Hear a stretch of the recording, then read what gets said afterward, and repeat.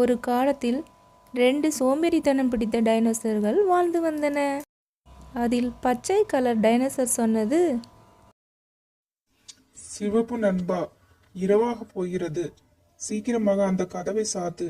எரிமலை ராட்சசன் வந்து விடுவான். நான் ஏன் சாத்த வேண்டும்? உன் பக்கத்தில் தானே அந்த பட்டன் இருக்கிறது. உனக்கு ஏன் இவ்வளவு சோம்பேறித்தனம்?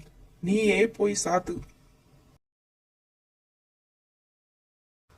இல்லையே, அது உன் பக்கத்தில் தானே இருக்குது.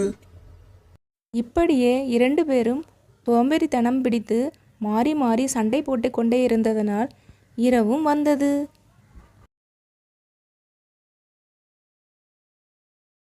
ஆஹா, 2 வாரம் மாட்டிருக்க. 2 பேரும் நம்ம இரையாக்கிற வேண்டியதா?